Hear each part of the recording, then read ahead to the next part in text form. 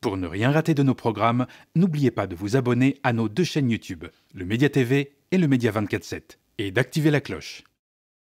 Donald Trump se rêve en prix Nobel de la paix, prêt à résoudre toutes les guerres à coups de cash ou de plans miraculeux. En réalité, il n'est qu'un businessman aux idées courtes et au teint orange qui ne risque que d'aggraver encore un peu plus l'instabilité mondiale. Bienvenue dans le Trump Show, où la paix n'est jamais qu'un accessoire. Bonjour et bienvenue dans le récap. Nous sommes le mardi 30 septembre et cette nuit, Donald Trump a joué au Messie de la paix aux côtés de Benjamin Netanyahou en grande pompe à la Maison-Blanche. Il a présenté son plan de paix censé mettre fin à la guerre à Gaza et dessiner l'avenir du territoire palestinien. Et dans son immense modestie, Donald Trump a qualifié l'événement de plus grand jour de la civilisation. C'est un grand jour, un jour magnifique. Potentiellement l'un des plus grands jours de l'histoire de la civilisation. Le président américain ne s'est évidemment pas arrêté là. Pour lui, cet accord offre la paix éternelle au Moyen-Orient. Il évoque même un jour historique. Mais soyons clairs, la paix version Trump, c'est surtout un business plan colonial emballé dans un papier cadeau diplomatique. En réalité, ce plan en 21 points a tous les airs d'un traquenard politique. Si Donald Trump en a fait des tonnes pour se construire une image d'homme de paix, on rappelle qu'il lorgne sur le prix Nobel, ce plan est surtout un ultimatum adressé au Hamas. En cas de refus ou de violation des termes, Washington lâchera totalement la bride à Netanyahou pour finir le travail en Palestine. Je pense que vous devez comprendre que nous donnons à tout le monde une chance d'y parvenir pacifiquement.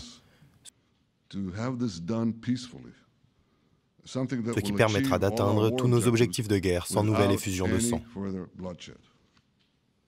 Mais si le Hamas rejette votre plan, Monsieur le Président, ou s'il l'accepte en apparence, puis fait tout pour le contrecarrer, alors Israël achèvera le travail seul.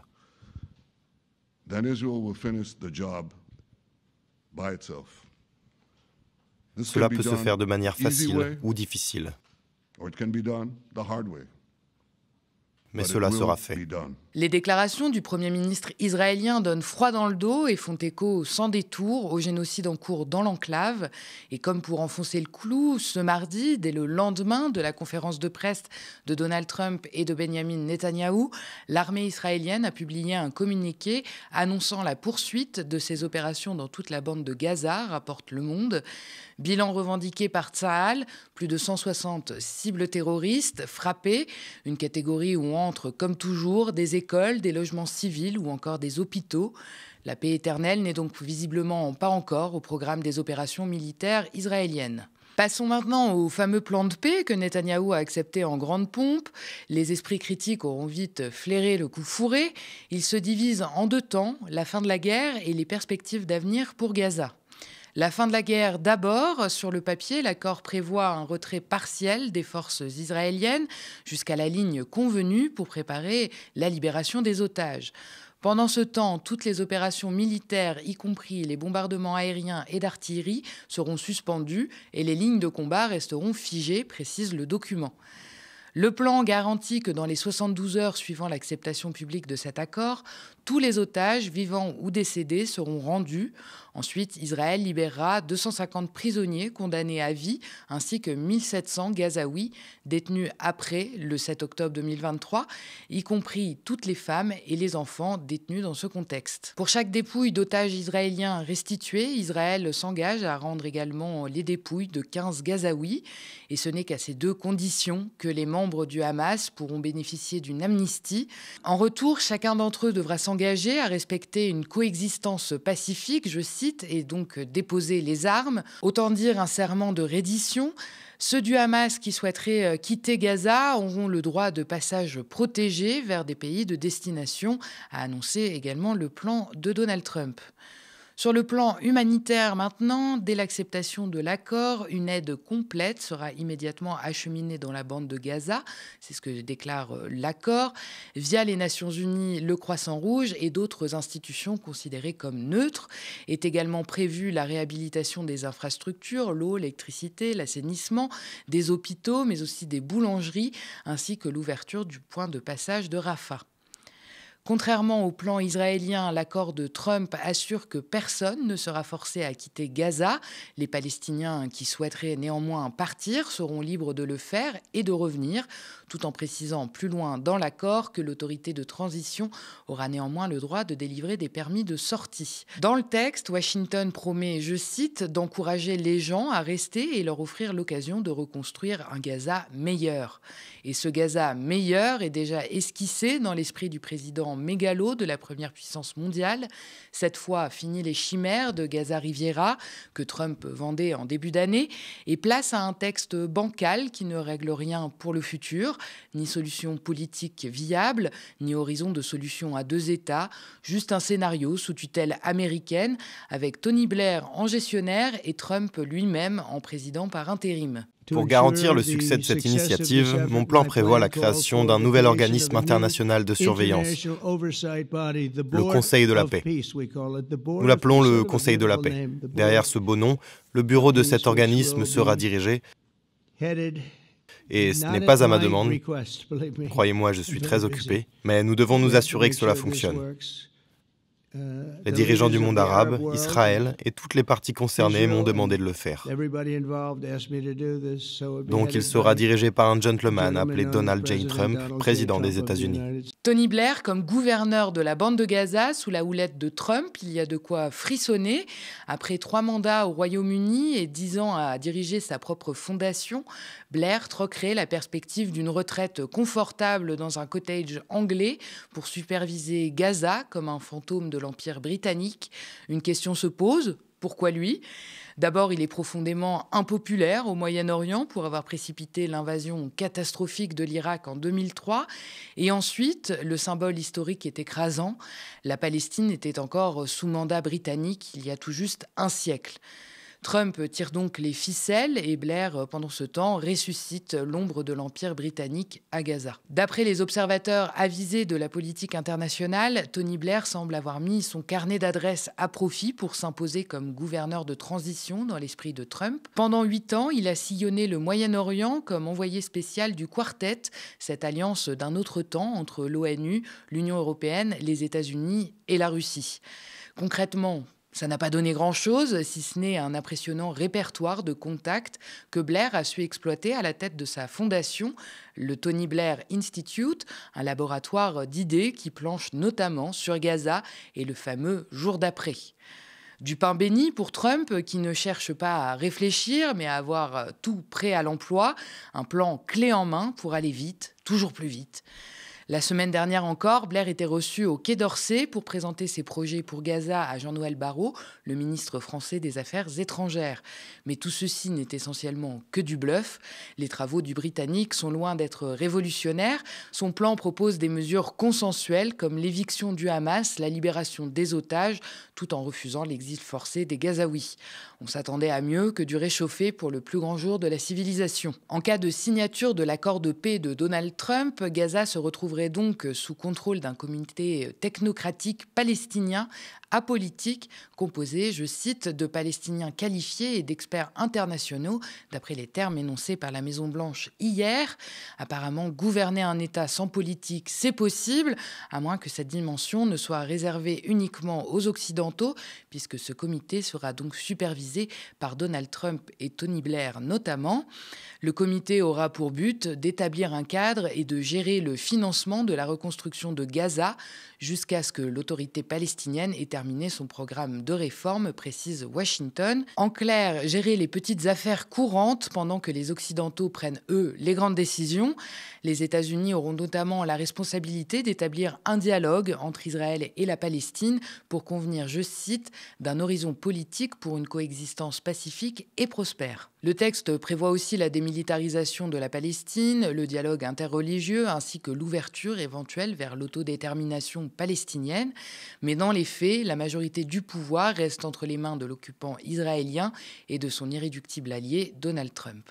À l'heure où nous bouclons ce récap, le Hamas étudie encore la proposition de Donald Trump. L'autorité palestinienne, que le texte américain appelle donc à se réformer si elle souhaite diriger Gaza à terme, salue les efforts sincères, je cite, du président américain pour mettre fin à la guerre à Gaza. Donald Trump a quant à lui donné environ 3 ou 4 jours, d'après ses mots, pour obtenir la réponse tant attendue du Hamas, mais il prévient, s'il n'accepte pas, cela se finira de manière très triste. Après avoir affiché son soutien à Donald Trump lundi, Benjamin Netanyahou, sous la pression de ses alliés d'extrême droite, commence à montrer les premières fissures. Contrairement aux promesses du plan Trump, le Premier ministre israélien a déclaré que Tsahal restera dans une majeure partie du territoire palestinien.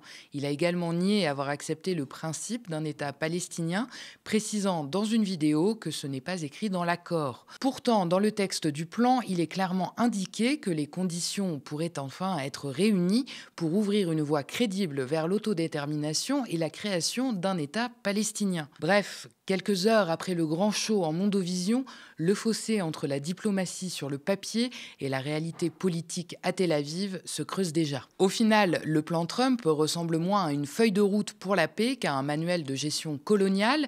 C'est avant tout un exercice de tutelle internationale qui laisse peu de place aux Palestiniens. Les garanties sont floues, les calendriers inexistants et la réalité politique, elle, se joue toujours sur le terrain. Tsahal reste massivement présent à Gaza. Netanyahou refuse toute perspective d'État palestinien et le Hamas est sous pression d'un ultimatum déguisé en accord de paix. Avec son plan en 21 points, Donald Trump se taille surtout un costume d'homme de paix. Il joue l'image, sauf que depuis 7 mois, il n'a cessé de donner son feu vert à chaque escalade israélienne. La reprise des attaques à Gaza en mars, la guerre en Iran en juin, l'attaque du Qatar en septembre, même si cette fois c'est allé trop loin. S'il le voulait, Trump pourrait arrêter le conflit, mais il y a de fortes chances pour que ce faux plan ne fasse que prolonger la guerre, et c'est exactement ce que souhaite Netanyahou. C'est d'ailleurs pour ça qu'il a donné son accord aussi rapidement. Loin de calmer la situation, ce plan risque même de l'aggraver. Derrière le vernis diplomatique et les grandes phrases sur un horizon politique pour une coexistence pacifique et prospère, c'est une logique de pouvoir et d'oppression qui domine. L'occupant garde la main, l'allié américain tire les ficelles et le peuple palestinien est relégué à un simple rôle de figurant. On aimerait croire que ce plan accélère enfin la fin de ce génocide qui entre bientôt dans sa 3e année, mais il est trop bancal, trop unilatéral pour être crédible. Même s'il connaît un début d'exécution, il a très peu de chances de déboucher sur la solution à 2 États que les débats de l'ONU sur la reconnaissance de la Palestine laissaient entrevoir la semaine dernière. C'est le retour brutal à la réalité du rapport de force. Ce plan est à l'image de Trump. Beaucoup de poudre aux yeux, une télé-réalité maquillée en géopolitique, le tout saupoudré d'une bonne rasade de business et de colonialisme. La paix n'est jamais le cœur du projet, juste le costume que l'on met au spectacle. On poursuit toujours avec l'international. On entend peu parler de ce phénomène, mais après l'Indonésie et le Népal, c'est désormais à Madagascar que la Gen Z se mobilise contre son gouvernement. Ces derniers protestent contre la corruption et pour l'amélioration des conditions de vie sur l'île qui subissait d'incessantes coupures d'eau et d'électricité. On rappelle que 75% des Malgaches vivent sous le seuil de pauvreté et malgré la répression qui s'est abattue sur le mouvement, faisant à l'heure où nous tournons ce récap 22 morts, celui-ci appelle à de nouveaux rassemblements, notamment ce mardi 30 septembre. Le président a tenté d'apaiser la situation en renvoyant l'intégralité de son gouvernement, contraint à devoir recruter le prochain sur CV, mais ça n'aura pas suffi. Une manifestante qui s'est exprimée auprès de nos confrères du Monde explique, je cite, « Il nous fait des promesses d'ivrogne, il ne pense qu'à son intérêt et l'intérêt de sa propre famille, alors qu'ici c'est la famine qui nous tue ». On revient en France avec une actualité sociale encore une fois peu réjouissante, je dirais même plutôt alarmante. Selon une étude publiée par l'association Petits Frères des Pauvres, 750 000 personnes âgées sont en état de mort sociale, une augmentation de 42% sur les 4 dernières années. Ils étaient 300 000 en 2017, 530 000 en 2021. Et selon les projections de l'association, il pourrait être 1 million d'ici 2030. En 8 ans, la part des personnes âgées en situation de mort sociale a ainsi doublé, passant de 2 à 4% de la population de plus de 60 ans, d'après cette étude réalisée avec l'Institut CSA. L'augmentation de la population âgée, le Covid et l'augmentation de la pauvreté des seniors expliquerait cette progression inquiétante de l'isolement des plus de 60 ans. Les plus touchés parmi celles-ci sont en effet les plus pauvres et les plus de 80 ans. Au total, on monte à près de 2 millions le nombre de personnes âgées se sentant souvent seules. On va terminer avec un peu d'écologie. Hier, on vous parlait du réchauffement de l'Europe. Aujourd'hui, on va évoquer les écosystèmes marins. L'alerte est cette fois-ci donnée par le dernier rapport de Copernicus. Celui-ci explique qu'une accélération a été observée et détaillée lors de l'année écoulée par les services de Mercator Océan International qui dressent tous les ans cet état de santé de l'océan. Le rapport explique, je cite, « Nous nous approchons dangereusement des limites planétaires. Chaque partie de l'océan est désormais affectée par la triple crise planétaire, la crise donc climatique, la crise de la biodiversité et la crise environnementale. Le réchauffement s'est accéléré à tel point qu'au printemps 2024, les températures de surface ont atteint les 21 degrés. C'est un record. Si l'augmentation de ces températures paraît lente, les scientifiques qui ont contribué au rapport rappellent qu'en ce qui concerne les océans, la plus faible variation peut entraîner des bouleversements profonds. Merci d'avoir regardé cette nouvelle édition du Récap. N'hésitez pas à nous laisser vos impressions en commentaire si vous nous regardez sur YouTube ou via email si vous nous regardez à la télé. Souvenez-vous, il y a plus d'1 an, le média était auditionné par l'Arcom pour investir la TNT, mais plutôt qu'une chaîne libre et indépendante telle que la nôtre, l'Arcom a préféré celle du milliardaire Daniel Kretinsky. Aujourd'hui, de nouveaux canaux se libèrent sur la TNT nationale et la TNT francilienne avec ses quelques 12 millions de téléspectateurs potentiels. Alors le média compte bien y candidater si l'Arcom en décide ainsi. Et comme toujours, nous porterons un projet commun avec nos camarades indépendants qu'ils désirent. Et donc si ce projet vous intéresse et que vous voulez nous soutenir, signez et faites signer notre pétition sur tntdesindés.fr pour une TNT libre, ouverte et démocratique. Et si vous voulez nous aider à produire une information libre et indépendante, n'hésitez pas à vous abonner aux médias ou à faire un don sur notre site internet ou simplement à en parler autour de vous et à nous suivre sur les réseaux sociaux. Et n'oubliez pas, en attendant la TNT, retrouvez-nous sur nos 2 chaînes YouTube, Le Média et Le Média 24/7 pour ne rien rater de nos programmes. Très bonne soirée sur Le Média.